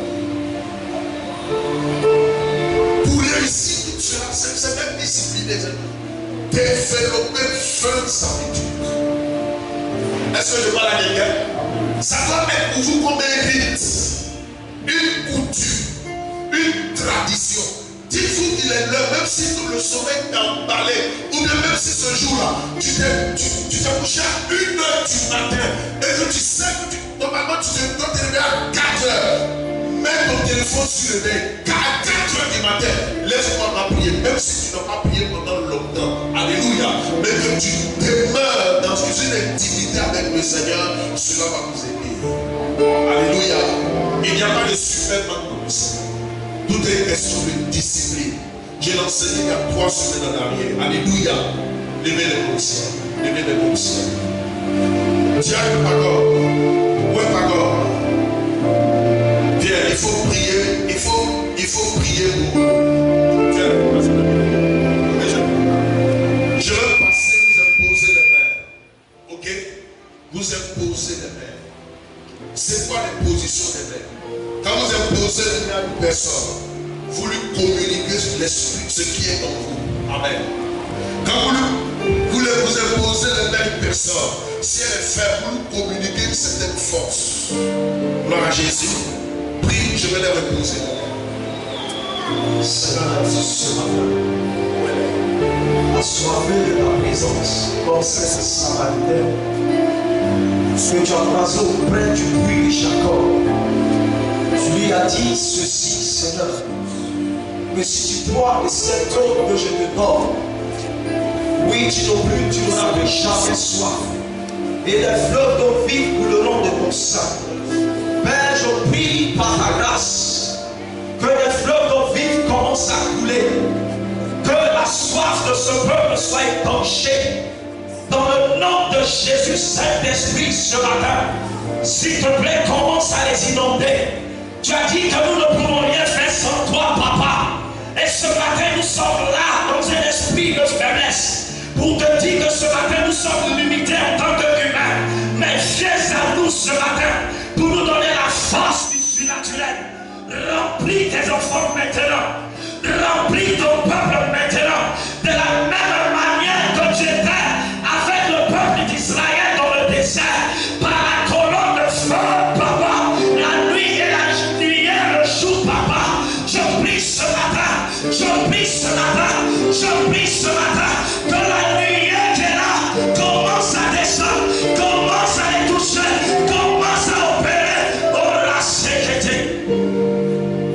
Rosakaya, Rosakaya, Marekataya, Marekataya, Rosakaya. Pas une personne a besoin de toi ce matin pour renouveler son alliance avec toi, pour renouveler son intimité avec toi.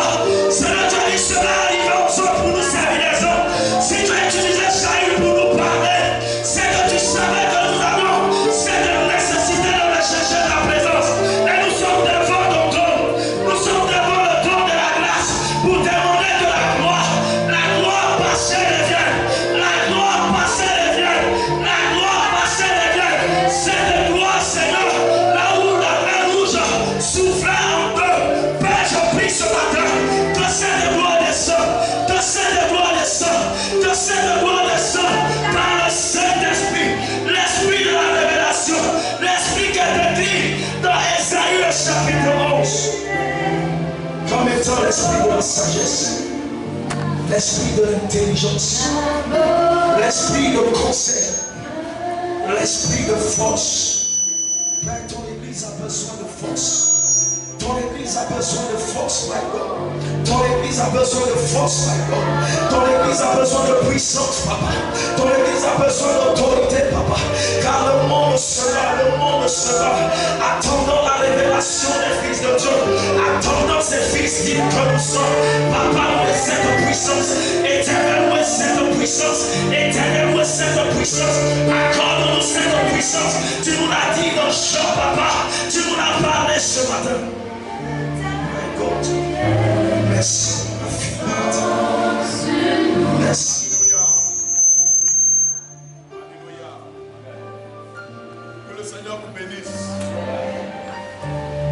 Gloire à Dieu. Gloire à Dieu. Demain matin, ne sortez jamais de votre maison sans avoir prié. Dites Amen. Amen. Et sans avoir lu au moins un chapitre. Gloire à Jésus. Amen. Ayez au moins 10 ou 15 minutes d'intimité avec Dieu. Amen. Alléluia. Faites cela tous les jours.